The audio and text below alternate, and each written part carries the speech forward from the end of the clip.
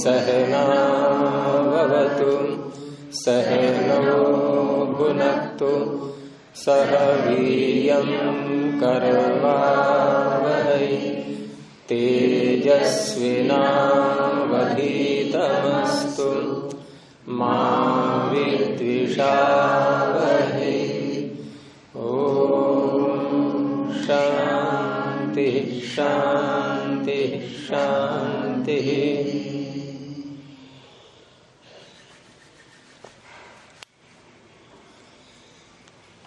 बारह प्रमेयों के अंतर्गत आत्मा, शरीर, इंद्रिय, अर्थ आदि इन प्रमेयों पर चर्चा हो रही थी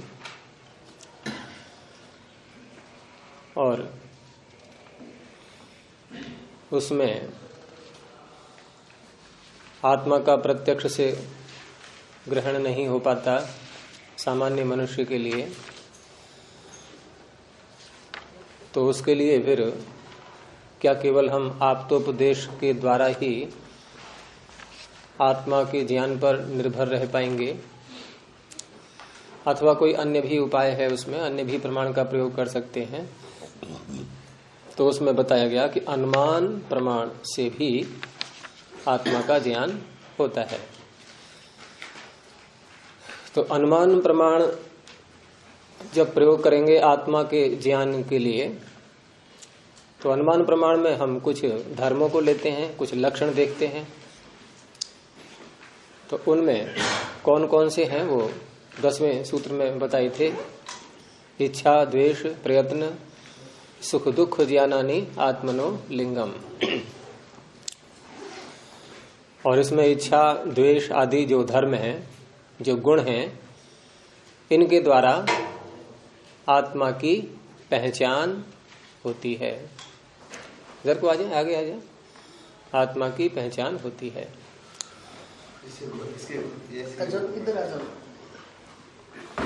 और इसमें सबसे पहले इच्छा को लिया गया और इच्छा में हमने 2 इंद्रियों का प्रयोग करते हुए इसको समझा कि किसी ने चक्षु इंद्रिय से किसी अर्थ को उपलब्ध किया। यद जातीय से अर्थस्य सन्निकर्षात् सुखम आत्मा उपलब्धवान।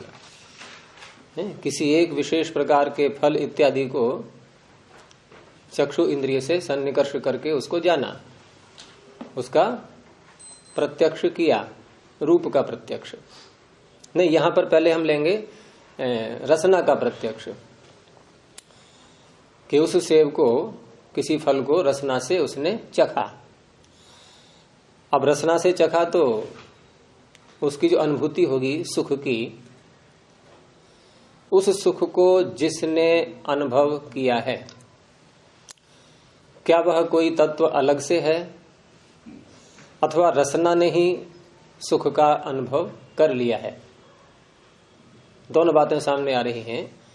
क्योंकि रसना का हमने प्रयोग किया है तो रसना ने उस सुख का अनुभव किया है।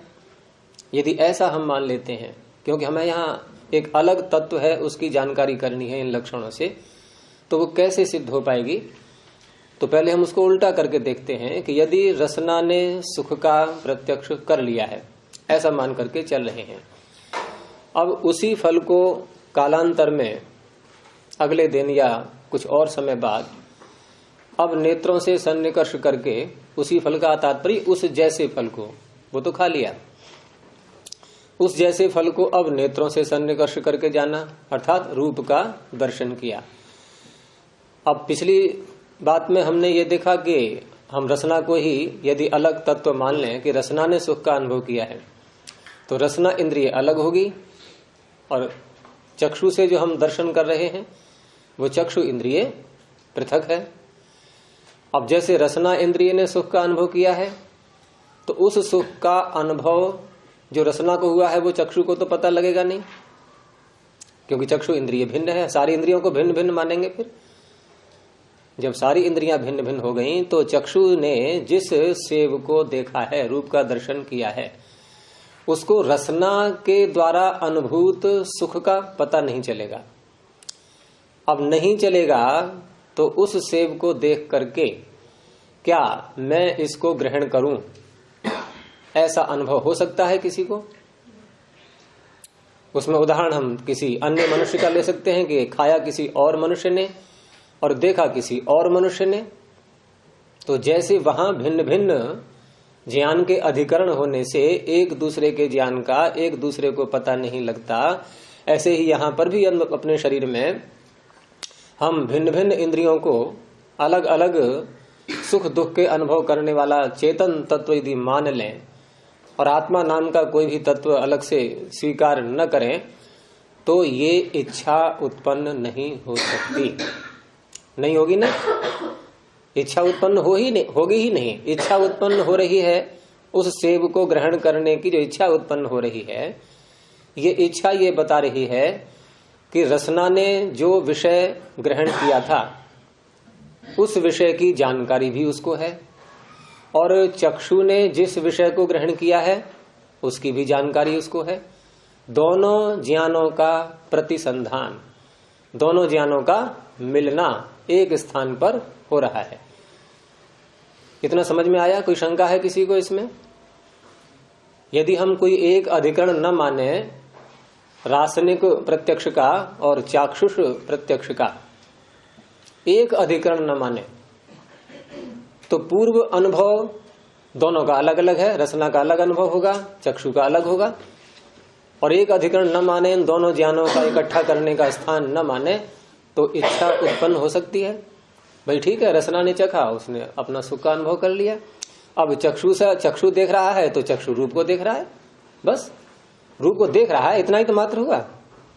रूप का दर्शन चक्षु को हो रहा है। लेकिन हमारे सबके प्रत्यक्ष क्या बता रहे हैं, हमारे सबके अपने अनुभव क्या बता रहे हैं कि इच्छा तो हो रही है। इच्छा का प्रत्यक्ष सबको हो रहा है, नहीं हो रहा है? सबके अंदर इच्छाएं होती हैं इस प्रकार की। तो इच्छा हो रही है का अर्थ यह है कि रासनिक प्रत्यक्ष भी किसी एक के पास उसकी सूचना पहुंच चुकी है और चाक्षुष प्रत्यक्ष की भी सूचना उसके पास पहुंच चुकी है।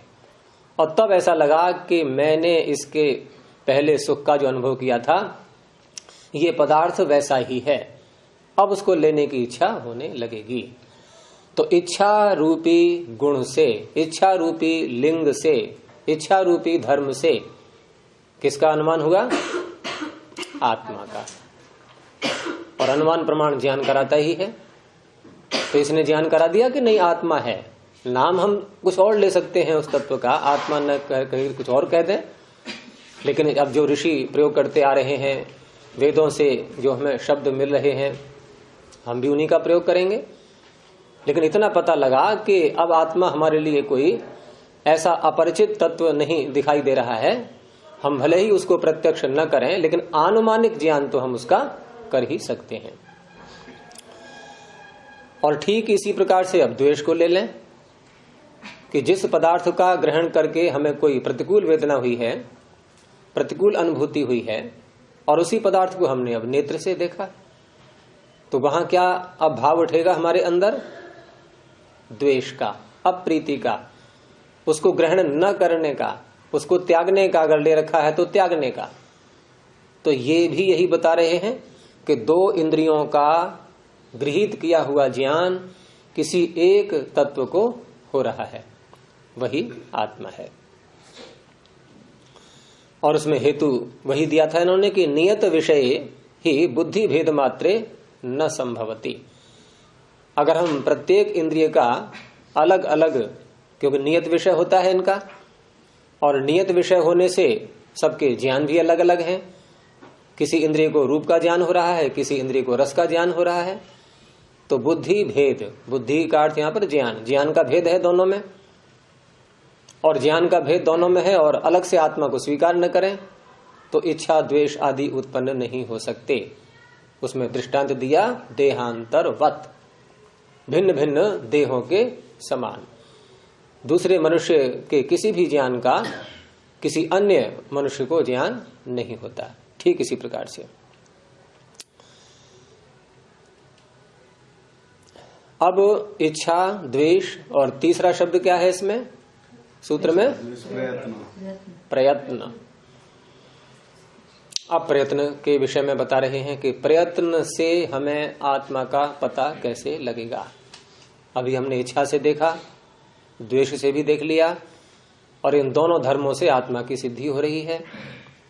प्रयत्न से भी आत्मा की सिद्धि हो रही है। उदाहरण हम फिर वही ले सकते हैं कि रसना से जिस सेब का स्वाद ग्रहण किया गया और फिर चक्षु से उसको देखा, तो देखने के बाद इच्छा उत्पन्न हुई थी ना लेने की, तो लेने की इच्छा उत्पन्न होने के बाद अब क्या हुआ है आगे? अब आप बताइए। इच्छा तो हो गई, अब क्या करेंगे? अब प्रयत्न करेंगे उसको लेने का। है उसी उदाहरण में कई बातें आ जाएंगी, एक ही में सारी बातें, प्रयत्न इत्यादि कई बातें निकलेंगी इसमें से। प्रयत्न का अर्थ क्या होता है? चेष्टा। पीछे भी आ चुका है ये। चेष्टा को बोलते हैं प्रयत्न, और चेष्टा भी ये असल में प्रयत्न शब्द का हम अर्थ ले लेते हैं क्रिया। जैसे गिलास रखा है पानी का भरा हुआ और प्यास लग रही है, हमने कहा भी प्यास लग रही है, उसने कहा गिलास उठा के पानी पी लो, और गिलास उठा के पानी पी लो। इसको ऐसे भी कहते हैं प्रयत्न करो तब मिलेगा पानी। सामने रखा है, बिना प्रयत्न के तो प्यास बुझेगी नहीं, प्रयत्न करोगे तो पानी तुम्हें मिल जाएगा। अब हमने हाथ से गिलास उठाया तो हाथ की जो क्रिया हुई, हाथ से जो हमने गिलास को पकड़ने की क्रिया की, तो यहां हमने क्या शब्द घटा लिया? प्रयत्न, कि प्रयत्न किया। तो प्रयत्न को क्रिया के अर्थ में ले लेते हैं, तो ऐसा नहीं करना है। प्रयत्न एक गुण है, क्रिया नहीं है। क्रिया अलग होती है और गुण अलग होता है, दोनों की पृथक पृथक सत्ता है। क्रिया को कभी भी गुण नहीं कहते और गुण को कभी क्रिया नहीं कहते, और क्रिया में कभी गुण नहीं होता और गुण में कभी क्रिया नहीं होती। दोनों बहुत भिन्न हैं, कोई समानता नहीं है दोनों में। क्रिया अलग है, गुण अलग है। ये प्रयत्न गुण है। प्रयत्न को उपाय कह सकते हैं। उपाधि, उपाय नहीं, उपाय तो अनेक वस्तुओं में घट जाएगा। उपाय का मतलब होता है साधन। तो प्रयत्न कोई साधन नहीं है। यहां जो सेब को पकड़ने की, ग्रहण करने की जो इच्छा हुई थी, उस इच्छा को चरितार्थ करने के लिए जीवात्मा ने अपने एक अन्य गुण का प्रयोग किया है, और उसका नाम है प्रयत्न। लेकिन प्रयत्न रूपी गुण का प्रयोग करते हुए अब क्या करेगा वह जीवात्मा? अब चित्त के द्वारा वह हाथों को सूचना पहुंचाएगा। अब हाथ क्रिया करेंगे तो हम यूं तो कह सकते हैं कि प्रयत्न होने के बाद अब क्रिया हुई है, लेकिन क्रिया का नाम प्रयत्न नहीं है।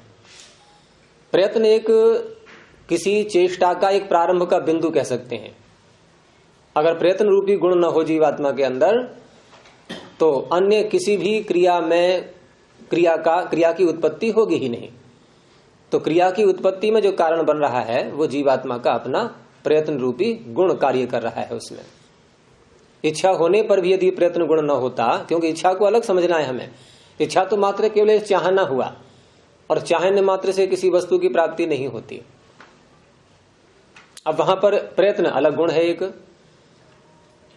हम जो शब्द बोलते हैं वहां भी यही उसकी परिभाषा की गई है कि शब्द का उच्चारण कैसे होता है। तो वहां प्रयत्न, प्रेरणा शब्द से कहा गया है कि आत्मा बुद्ध्या समेत्यार्थान मनोयुंक्ते विवक्षया मनः कायाग्निम आहंति स प्रेरयति मारुतम। आ गया ना, प्रेरयति। तो प्रेरणा करना और स्वयं क्रिया करना। मैं किसी से कहूं कि अमुक वस्तु उठा करके ले आओ, तो मैंने कोई क्रिया की है क्या? फिर क्या किया है? दूसरे को प्रेरणा दी है। तो प्रेरणा देना क्रिया नहीं होती है। क्रिया तो जो लाएगा उठा करके वो करेगा क्रिया। मैं तो केवल प्रेरणा दी है ना।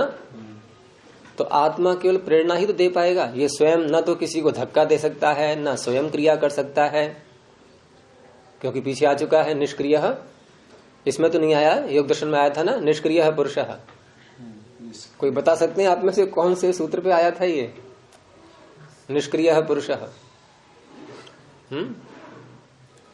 शब्द ज्ञानानुपाति वस्तु शून्यो विकल्प, इसी पर है ये निष्क्रिय पुरुषः, विकल्प वृत्ति के अंतर्गत। तो निष्क्रिय है, क्रिया जीवात्मा में नहीं हो सकती। तो जीवात्मा में प्रयत्न रूपी गुण है, क्रिया नहीं होती है उसमें। स्वयं क्रिया वो नहीं कर सकता। क्रिया न होने का अर्थ स्वयं क्रिया नहीं कर सकता। ईश्वर तो करेगा उसमें क्रिया, लेकिन स्वयं नहीं कर सकता। तो प्रयत्न को समझा रहे हैं कि यद जातीय अस्य अर्थः सुख हेतु, जिस प्रकार का पदार्थ, वस्तु, अर्थ, विषय इस जीवात्मा के लिए अस्य सुख हेतु, सुख का कारण बना हुआ है, सुख का कारण बना था, सुख हेतु प्रसिद्ध, जो प्रसिद्ध हो चुका है, यानी सुख उससे लिया है उसने। तज्जातीयम अर्थम पश्यन, अब उसी प्रकार के पदार्थ को पश्यन देखता हुआ, आदातुम लेने के लिए, ग्रहण करने के लिए, प्रयतते प्रयत्न कर रहा है। अब प्रयत्न के बाद अब क्रिया होगी, हाथों में उससे उठाएंगे उसके लिए। तो स्वयं प्रयत्न, तो ऐसा जो यह प्रयत्न है, यह एकम अनेकार्थ दर्शनम दर्शन प्रतिसंधातारम अंतरेण न स्यात्। ये प्रयत्न कब नहीं होगा? जब नहीं होगा कि जबकि कोई एक अर्थ को, एकार्थ दर्शनम, एक अर्थ को जानने वाला, एक अर्थ का ज्ञान जिसने किया है, जिसको पहले देखा, पहले चखा, अब उसी को देखा, अर्थ एक ही है, और उन दोनों का वो दर्शन करने वाला है। एवं अनेकार्थ दर्शनम, अनेक अर्थों को, पहले उसको रसना के अर्थ को देखा उसने, रसना के ज्ञान को भी पकड़ा उसने, फिर चक्षु के ज्ञान को भी पकड़ा उसने। तो भिन्न भिन्न अर्थों का जो दृष्टा है, देखने वाला है, और है कितना है, संख्या में कितना है वो? एकम, एक है।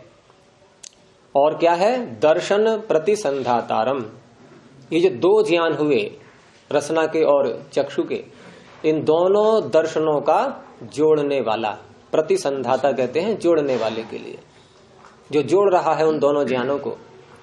तो वो जब तक न हो अंतरेण, उसके बिना ये प्रयत्न न स्यात्, नहीं होता। और हुआ है प्रयत्न, ये सिद्ध है, प्रयत्न तो हुआ।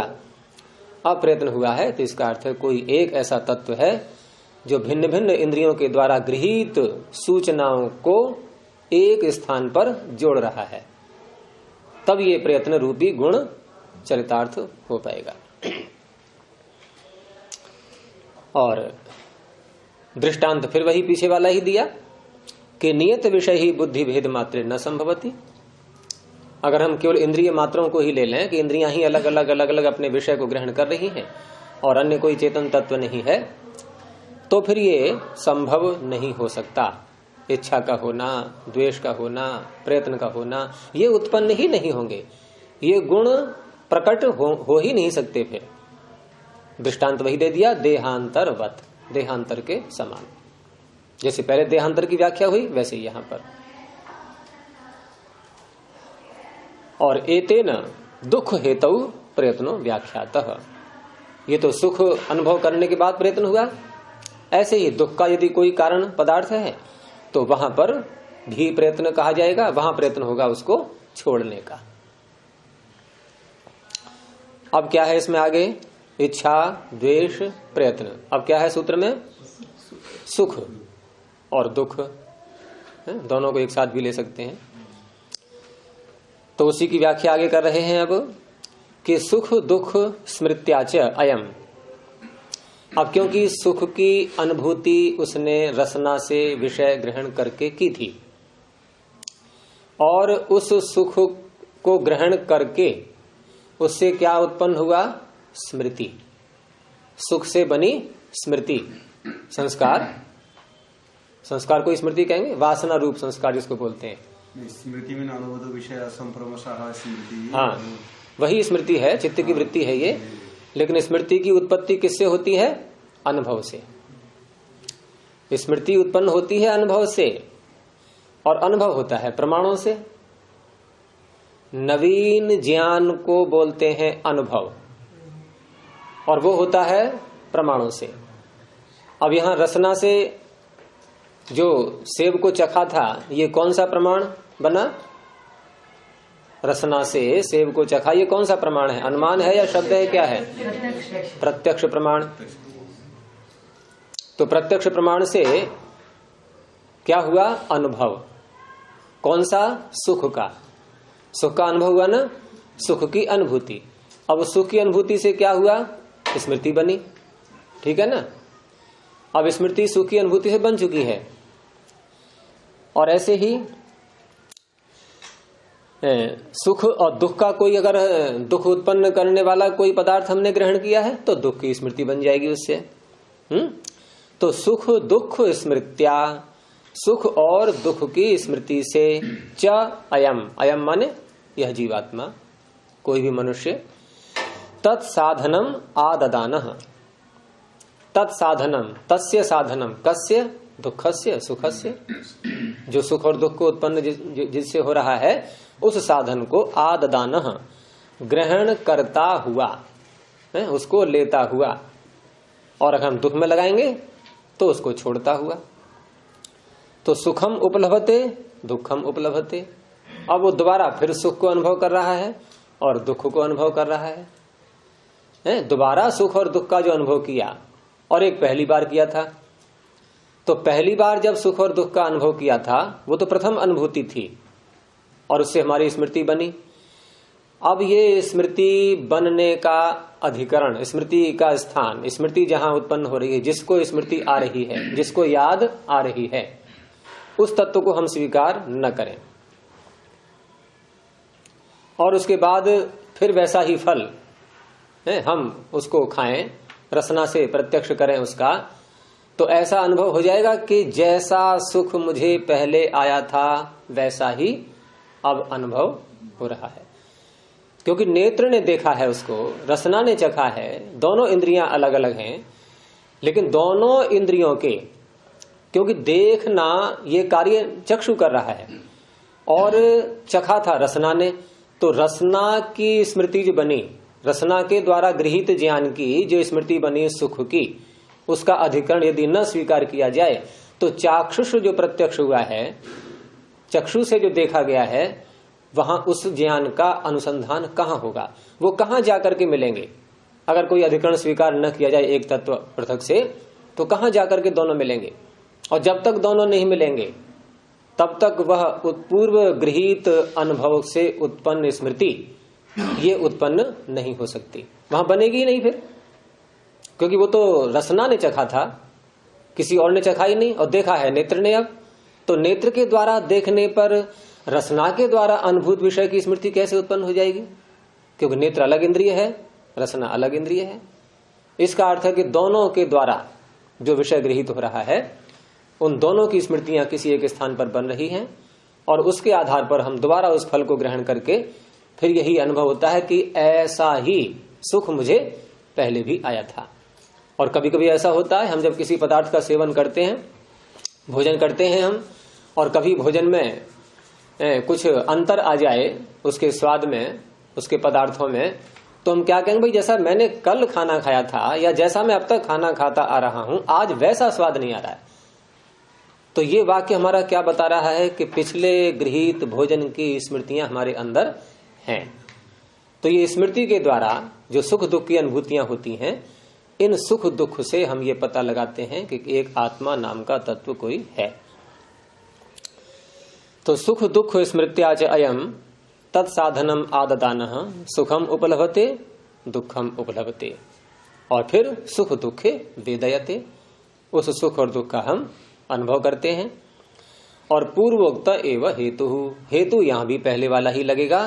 कौन सा हेतु? कि नियत विषय ही बुद्धि भेद मात्रे न संभवती देहांतरवत। ये वाक्य यहां भी जुड़ जाएगा ऐसे। तो इच्छा, द्वेष, प्रयत्न, सुख और दुख। अब क्या रह गया? ज्ञान। अब ज्ञान के विषय में आगे आते हैं कि बुभुत्समानः खलु अयम विमृशति किम स्विदिति। बुभुत्समानः, बुभुत्समानः का अर्थ जानने की इच्छा करता हुआ। जैसे रसना ने पहले सेब को चख लिया है और अब नेत्र उसको देख रहा है, तो नेत्र जब उसको देख रहा है उस अवस्था में कोई तत्व ऐसा है जो उसको जानना चाह रहा है कि ये क्या है, क्योंकि तभी तो हम पता लगाते हैं अरे ये तो वही है जिसको मैंने पहले चखा था, वैसा ही है ये। तो बुभुत्समानः जानने की इच्छा करता हुआ, बुध धातु से सन प्रत्यय, बोद्धुम इच्छति इति बुभुत्सते। और यहाँ ये वर्तमान काल का ही है, शानच प्रत्यय करके बुभुत्समानः जानने की इच्छा करता हुआ, खलु अयम, अयम माने यह व्यक्ति, मनुष्य, आत्मा, विमृशति, अब ये उसको सोच रहा है, विचार कर रहा है कि किम स्विदिति, ये क्या है? और विमृशंश्च जानीते इदम इति, और उसके बाद वो विमर्श करता हुआ ये जान जाता है कि ये ऐसा है, ये वही सेब है, वही पदार्थ है। तद इदम ज्ञानम, अब ये जो ज्ञान उसको हुआ कि ये वही है, ये ज्ञान हुआ ना, ये वही है, जानकारी हो गई, निश्चय हो गया, तभी तो हम पकड़ेंगे, उसके लिए उठाएंगे, ग्रहण करने का प्रयास करेंगे। तो जानकारी हो गई ये वही है। अब ये जो ज्ञान उत्पन्न हुआ है, तद इदम ज्ञानम, ये ज्ञान बुभुत्सा विमर्शाभ्याम, एक तो है बुभुत्सा और एक है विमर्श, दो चीजें हैं यहाँ। बुभुत्सा में क्या है? जानने की इच्छा, और विमर्श क्या है? उसमें सोचना उस विषय में कि ये ऐसा है या वैसा है। ये जो संशयात्मक ज्ञान होता है इसको कहते हैं विमर्श, जहां हम निर्णय नहीं कर पा रहे होते हैं, कुछ देर तक हम उस पर विचार करते हैं पहले, और इसीलिए हम व्यवहार में बोलते भी हैं कि क्या चल रहा है, कि बस एक विषय कोई ले लिया है, उस पर विचार विमर्श हो रहा है, बोलते हैं ना विचार विमर्श। जो विचार उठा है उसके कई पहलुओं को हम देख रहे हैं कि ऐसा है या वैसा है, ऐसा है, ये सब क्या है? विमर्श। विभिन्न प्रकार का मर्श, विमर्श, विमर्श। तो बुभुत्सा जो जानने की इच्छा हुई थी वो तो एक अलग थी, वो तो पहले ही हो गई, जानने की इच्छा पहले उत्पन्न हुई। अब जानने की इच्छा जिसके अंदर उत्पन्न हुई, एक वो तत्व, ठीक है ना, और एक विमर्श। अब विमर्श यहाँ संदेहात्मक स्थिति में है, अभी निर्णय नहीं हो पाया है।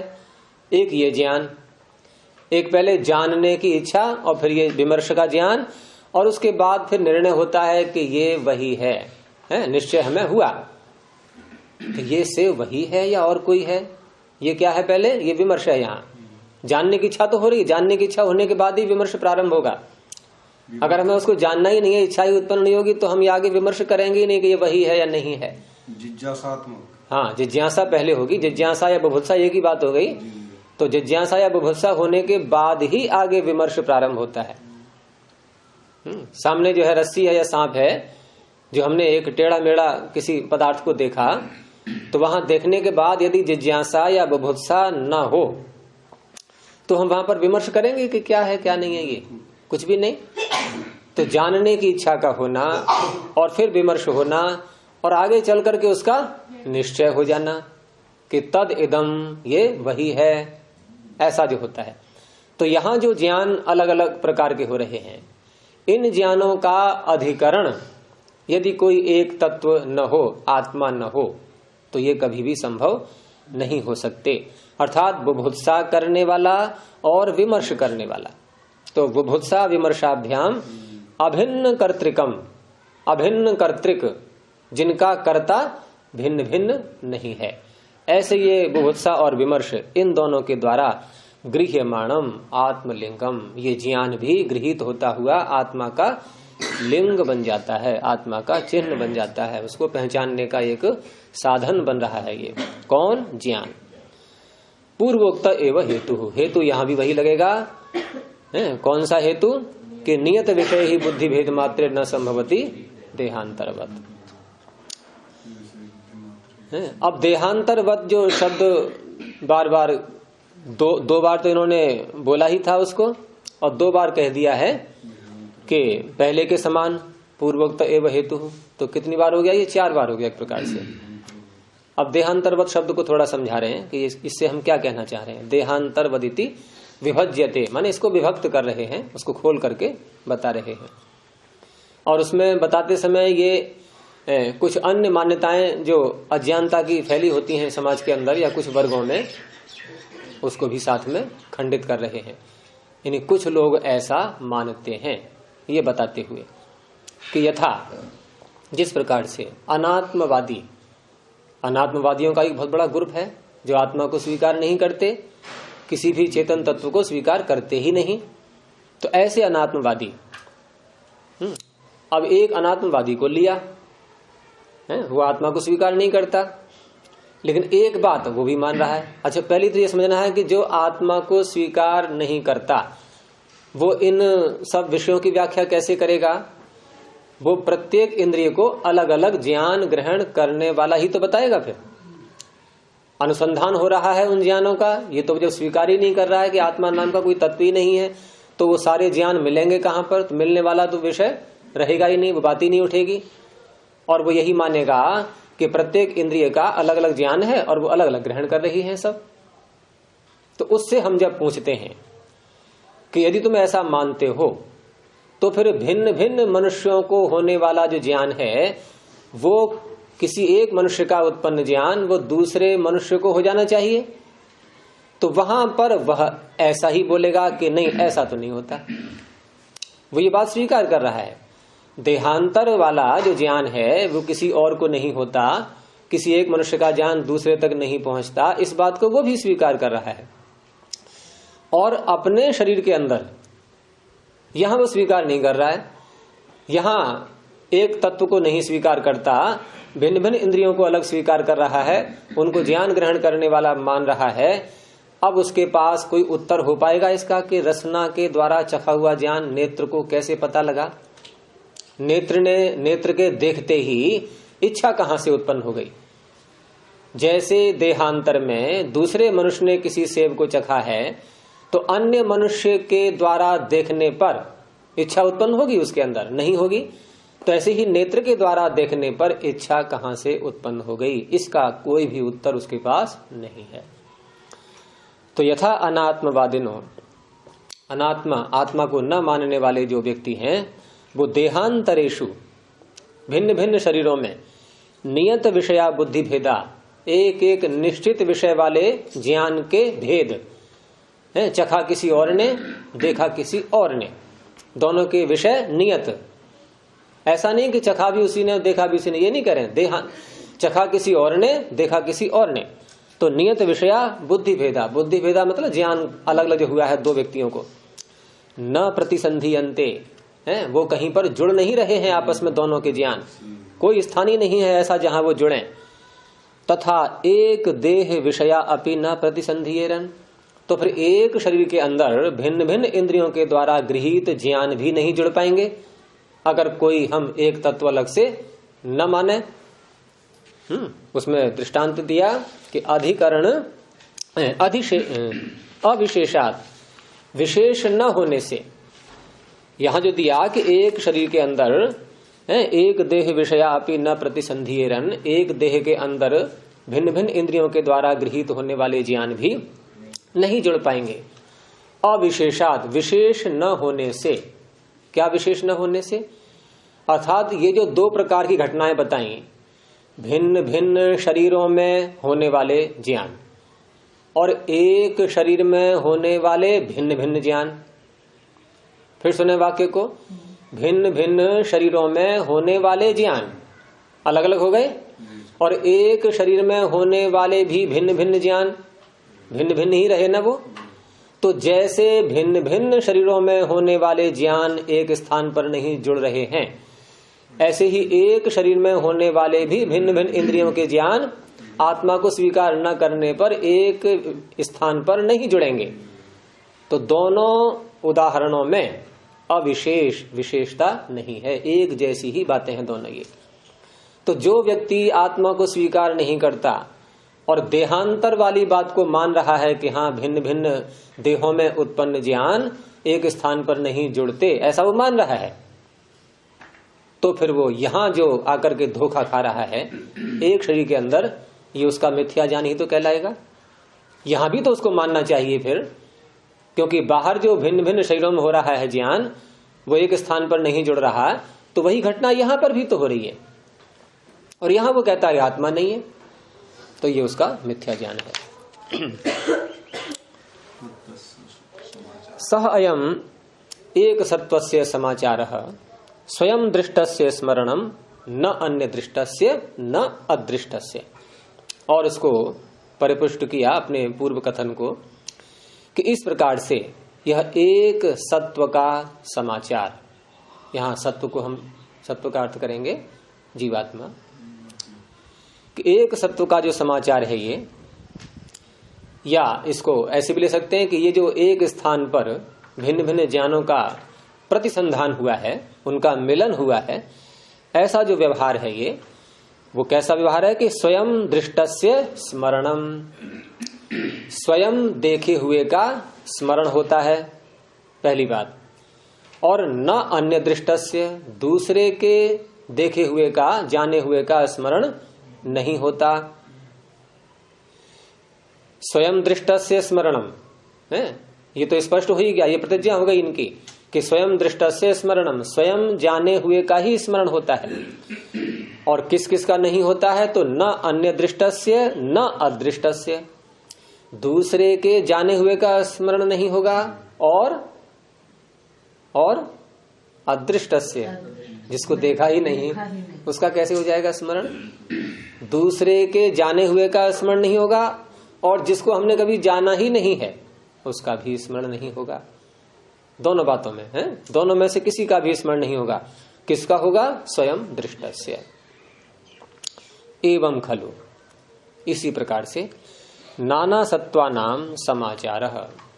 अब यहां नाना का अर्थ यहां पर भिन्न भिन्न, अलग अलग, प्रत्येक शरीर में भिन्न भिन्न जीवात्मा है, सब में एक नहीं है। क्योंकि कुछ लोगों की मान्यता ऐसी भी होती है कि जैसे परमात्मा सर्वव्यापक है, ऐसे ही आत्मा को भी सर्वव्यापक मान लेते हैं वो, और आत्मा को सर्वव्यापक मानते हैं तो शरीरों में आत्मा तो अलग अलग है, और सारे ही सर्वव्यापक हैं। जितने आत्मा सारे के सारे सर्वव्यापक, ईश्वर भी सर्वव्यापक और आत्मा भी सब सर्वव्यापक। अब मान लीजिए मेरे शरीर में जो आत्मा है वो आप सबके भी शरीर में है, आपके शरीर में जो आत्मा है वो भी सब में है, तो मेरे में भी आ गया, तो सारे जीवात्मा सारे स्थानों पर हो गए।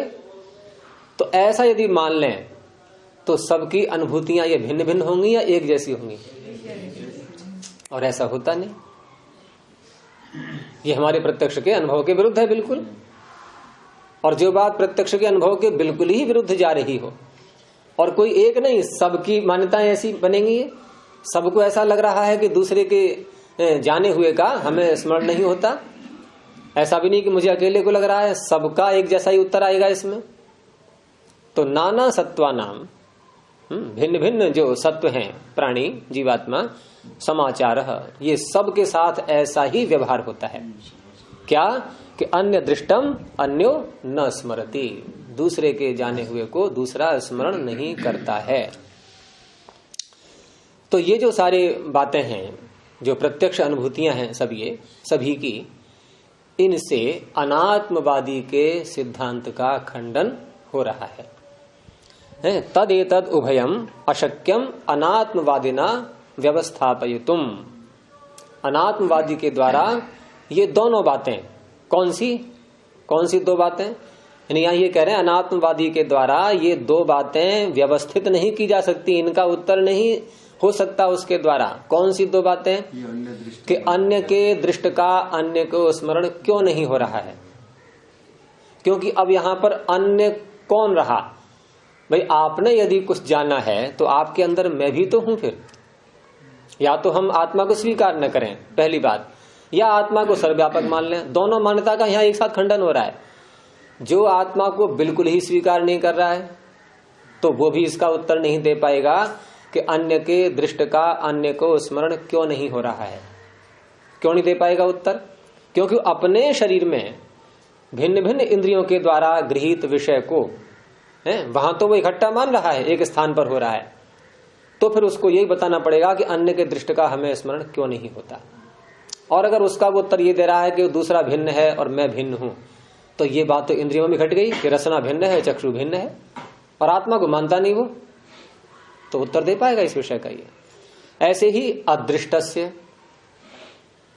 जो अदृष्ट है उसका भी स्मरण नहीं हो रहा है, इसका भी उत्तर नहीं दे सकता। यहां भी वही हम तर्क लगाएंगे उसके सामने। तो इसलिए इति अंत में जाकर कहा इति एवं उपपन्नम, इस प्रकार से यह सिद्ध हो गया। क्या सिद्ध हो गया? क्या है अंतिम शब्द इनका? अस्ति आत्मा, आत्मा है।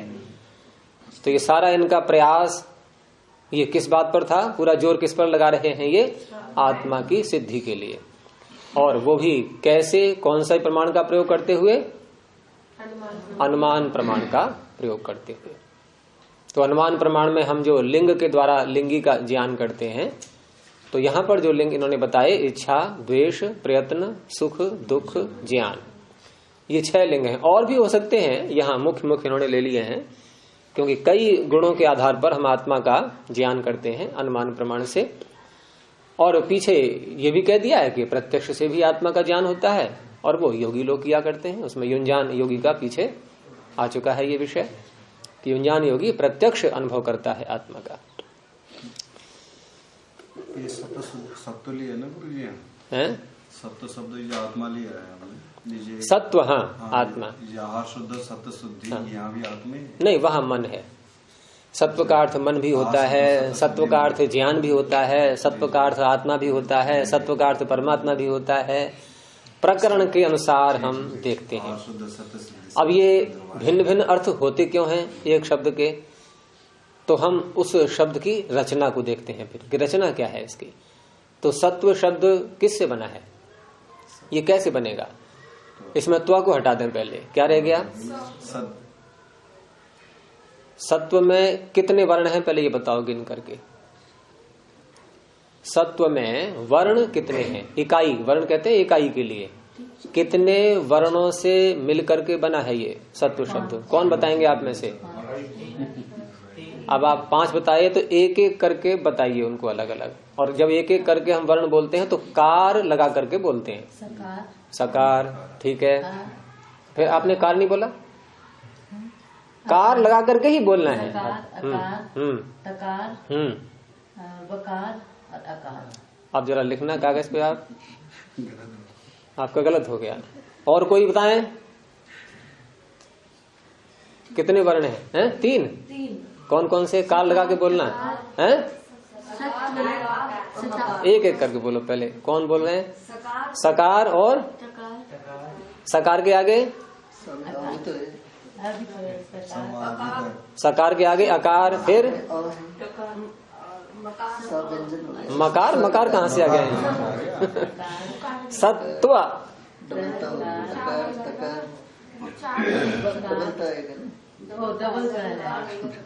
आपको अपनी भूल मालूम पड़ गई। अब कितने हो गए? 7 हो गए। गिनाइए। अकार, अकार, तकार, फिर तकार और अकार। गलत, 2 तकार हैं। 2 तकार और दोनों में आकार नहीं है। फिर उसके बाद दोनों में आकार नहीं है। कहाँ है? कहाँ है? आप सत तब बोलेंगी, सत तब, तब में और जोड़ रही है क्या बोलते समय? सत्व। तो कितने हैं? निर्णय हुआ कि नहीं? 6 वर्ण हैं। सकार, अकार और 2 बार तकार, 4 हो गए। और वकार और अकार। अब इसमें से हमने हटा दिया त्वा को। जैसे सत्ता, अब हमने 2 ता नहीं बोले, हमने त्वा को हटाया है। त्वा को हटाया हमने ठीक है, समझ गई। हमने हटाया इसमें से त्वा को। त्वा को हटाने का तात्पर्य तकार, वकार, अकार 3 हटा दिए। अब क्या रह गया? अब रह गया सत, एक धातु रह गया ना, हमने हटाया त्व को, तकार बकार अकार, तो मूल शब्द क्या बना ये सत, अब त्व जोड़ेंगे तो सत्व। अब डबल ता करके लिखने में ही गलती हो जाती है ना, ये ता वाला कोई लिखता नहीं। तो आप जो है वो मंत्र जो आपके जो है कितनी अशुद्धियां मैंने बताई थी, उसमें भी तो यही जो है हो जाती है कभी कभी कि वहां हमें डबल ता ही रखना है, वहां सिंगल ता कभी नहीं आएगा इसमें। लेंगे ना धातु नहीं, तो सत शब्द है ये मूल, ठीक है। त्व प्रत्यय हम करते हैं भाव में, त्व का अर्थ होता है होना, सत का होना, ये सत्व हो गया। जैसे मनुष्यत्व, मनुष्य का होना, पशुत्व, इसी त्व में ता अर्थ भी ता प्रत्यय भी आता है, सत्ता, सत्ता और सत्व का एक ही अर्थ है देखा जाए तो। जैसे मनुष्यत्व और मनुष्यता, पशुत्व पशुता, ऐसे ही सत्व और सत्ता। तो हम सत का अर्थ समझ लें तो सत्व का अपने आप समझ में आ जाएगा। अब सत बनता है अस धातु से, शतली से नहीं, अस धातु से, अस भुवि, क्षत्रि प्रत्यय करके, क्षत्रि प्रत्यय करके बनेगा ये अस धातु से, आकार का लोप हो जाएगा, धातु का सकार बचेगा और क्षत्रि का बचेगा अत, स्नसोर लोप है। तो सत शब्द का अर्थ हो गया जो है, ठीक है ना, जो है वो सत है, जो भी है। अब जो भी है में कौन कौन है, यहां तात्पर्य हम ले सकते हैं कि जो अनादि है, बिल्कुल सदा से हैं। तो ईश्वर भी सत है, प्रकृति भी सत है और जीव भी सत है, तीनों सत है नहीं। अब तीनों में अगर हम भेद करें अलग अलग, तो भेद करने के लिए फिर हमें एक एक शब्द और लाना पड़ेगा ना। अगर हम केवल सत बोले तो केवल सत मात्र बोलने से तीनों आ गए ना। और हमें मान लीजिए किसी एक को लेना है या दो को लेना है, तो हम एक शब्द इसमें और जोड़ेंगे कोई।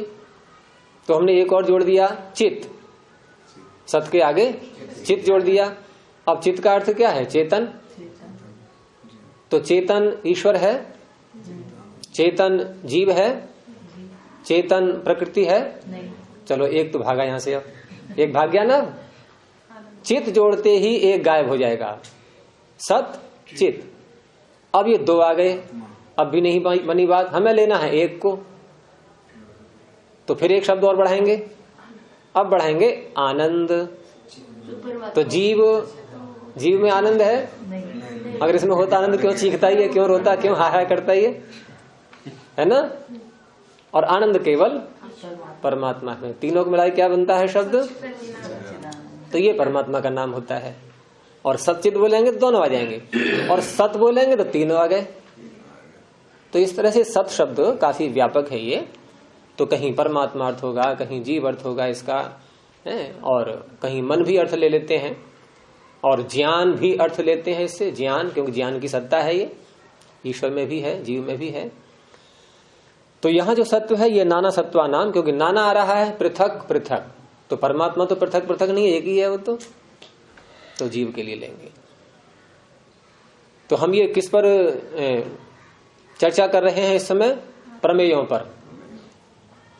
तो प्रमेयों का पूरा हो गया ना, हो गया, केवल आत्मा का हुआ है अभी। 12 प्रमेयों में आत्मा के लक्षण किए गए थे, और आत्मा के लक्षणों में आत्मा को पहचानने के लिए ये लिंग बता दिए, इच्छा द्वेष प्रयत्न सुख दुख ज्ञानान आत्मनो लिंगम, के इनसे पहचान लो। क्योंकि यहां सीधे ये कहते हैं भाई आत्मा को जानना है तो प्रत्यक्ष करो, तो फिर एकदम तो प्रत्यक्ष हो नहीं पाएगा ऐसे। उसके लिए शास्त्र पूरा पढ़ा है, ये भी योग दर्शन भी है, सारी चीजें हैं। उन्होंने कहा पहले मोटी मोटी जानकारी तो ले लो, तो अनुमान से मोटी मोटी जानकारी हो जाती है। क्योंकि अनुमान प्रमाण की जो समर्थता है, अनुमान प्रमाण जो हमें ज्ञान कराता है, वो कितना ज्ञान कराता है। सामान्य अनुमान प्रमाण की विशेषता होती है सामान्य ज्ञान कराना, विशेष ज्ञान नहीं। विशेष ज्ञान तो प्रत्यक्ष से होता है, अनुमान प्रमाण से हम केवल सामान्य ज्ञान प्राप्त कर पाते हैं। तो सामान्य ज्ञान करके आगे फिर विशेष भी ज्ञान कर लेंगे। पहले कम से कम थोड़ी बहुत जानकारी, हल्का हल्का ज्ञान तो हो जाए, वो अनुमान प्रमाण से इन्होंने कराया। अब क्या है अगला प्रमेय, 12 प्रमेयों में से शरीर। अब शरीर के विषय में सूत्र आ रहा है।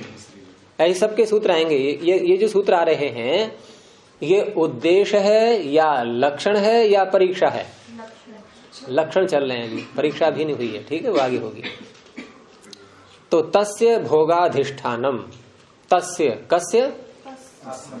आत्मनः, पीछे आत्मा की चर्चा हुई थी ना, आत्मा का भोगाधिष्ठानम, भोग का अधिष्ठान, अधिष्ठान का अर्थ आश्रय, आधार, यानी आत्मा जो भोग करता है उसका आधार कौन है, कहाँ रह करके।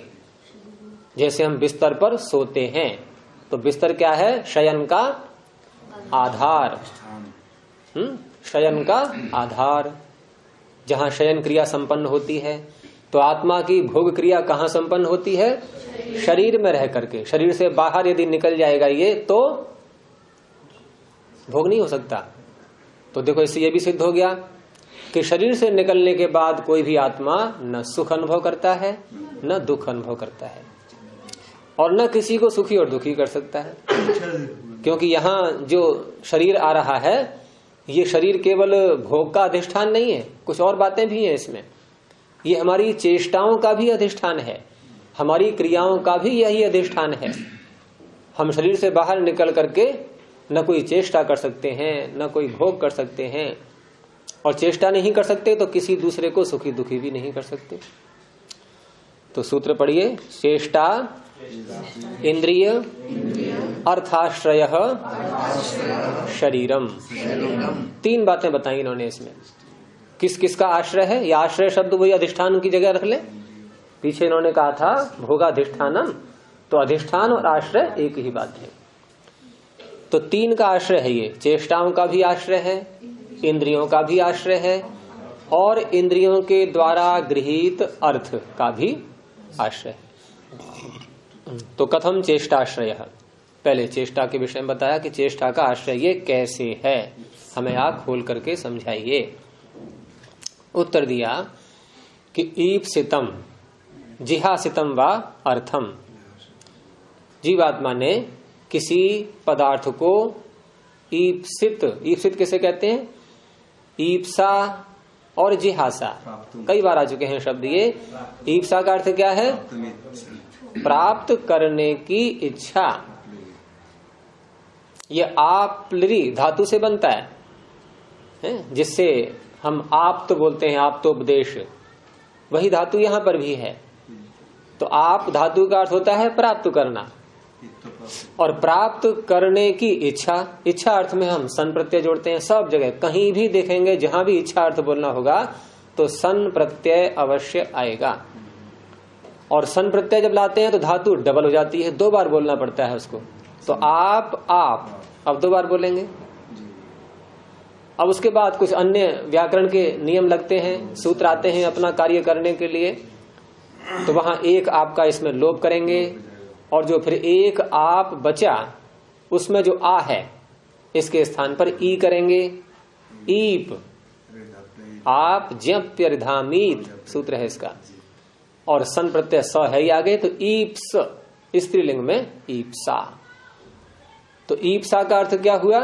प्राप्त करने की इच्छा। और जो वस्तु, जिस वस्तु के विषय में प्राप्त करने की इच्छा की गई, अर्थात जिसको चाहा गया, उसे क्या कहेंगे?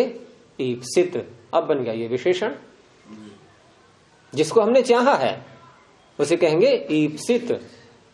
और जिसको छोड़ने की इच्छा की है हमने, जिसको हमने छोड़ना चाहा है, उसे कहेंगे जिहासित।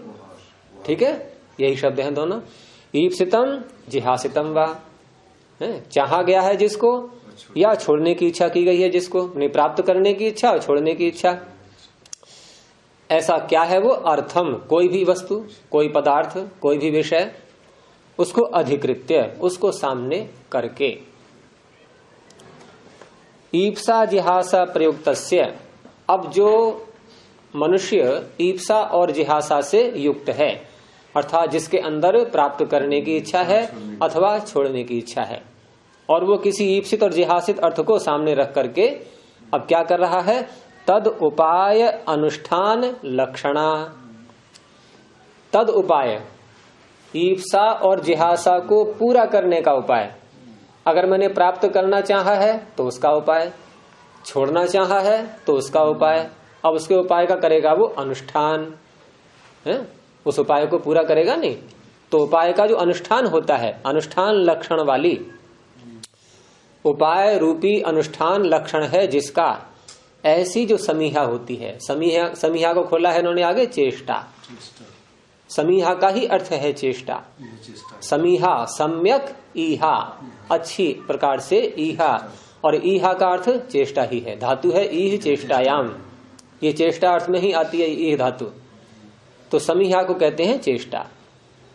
अब ये चेष्टा क्या निकली, क्या समझा हमने अब तक, कि पहले हमारे अंदर प्राप्त करने की या छोड़ने की इच्छा होगी, उसके बाद हम किसी वस्तु को प्राप्त करना या छोड़ना चाहेंगे, और उस अवस्था में अब प्राप्त करने और छोड़ने की इच्छा को चरितार्थ करने के लिए कोई न कोई उपाय करेंगे, और वही उपाय, वही अनुष्ठान, उसे कहते हैं चेष्टा। इसका नाम है चेष्टा। तो चेष्टा एक क्रिया विशेष भी कह सकते हैं। अब ये चेष्टा कहाँ हो रही है, अर्थात इसका अधिकरण क्या है, आधार क्या है, किस में हो रही है। चेष्टा का आधार शरीर। तो इससे यह भी सिद्ध हुआ कि चेष्टा अर्थात उपाय प्राप्त करने की इच्छा और छोड़ने की इच्छा तो की थी जीवात्मा ने, की थी ना, लेकिन चेष्टा का आधार जीवात्मा नहीं है। प्राप्त करने की इच्छा का आधार, छोड़ने की इच्छा का आधार वो जीवात्मा है, लेकिन अब उसका जो उपाय किया जा रहा है, उस इच्छा को जो पूरा करने का जो उपाय हो रहा है, ये चेष्टा हो रही है, अब उसका आधार अब जीवात्मा नहीं है। तो इससे यह भी सिद्ध हुआ कि जीवात्मा चेष्टा नहीं करता, अर्थात क्रिया नहीं कर सकता। क्रिया का आधार होगा शरीर। चाह तो वो रहा है छोड़ना या प्राप्त करना, लेकिन चेष्टा हो रही है शरीर में। तो शरीर को ये कैसे पता लग गया कि जीवात्मा क्या चाह रहा है, ये प्रश्न उठता है कि नहीं। प्राप्त करना या छोड़ना, ये जो चाहना हुई, ये किसके अंदर हुई, जीवात्मा के अंदर, और उसको चरितार्थ कौन कर रहा है, शरीर। तो शरीर पहले पता तो लगा ले कि जीवात्मा क्या चाह रहा है, तभी तो चेष्टा होगी। अब शरीर को पता ही न लगे कि मेरे अंदर बैठा ये जीवात्मा क्या क्या चाह रहा है, तो कैसे चेष्टा करेगा वो, है ना। अगर ड्राइवर को पता ही ना हो यात्री कहाँ जाना चाह रहे हैं, तो कहाँ ले जाएगा वो बस को चला करके। यात्री कहाँ का टिकट लेके बैठे हैं, अगर बस वाले को, ड्राइवर को पता ही ना हो तो कहाँ को चलाएगा वो। तो चेष्टा शरीर में हो रही है, चाह रहा है जीवात्मा। अब ये सब कैसे होते हैं, ये तो विषय अभी नहीं उठाएंगे, इसको फिर कभी आगे देखेंगे।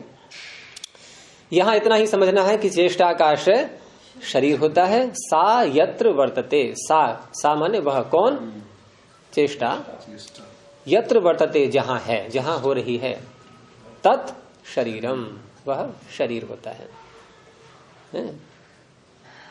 आगे इंद्रिय और अर्थ का आश्रय भी बताएंगे इसको अब कल देखेंगे। आज की कक्षा यहीं समाप्त करते हैं। प्रणव ध्वनि।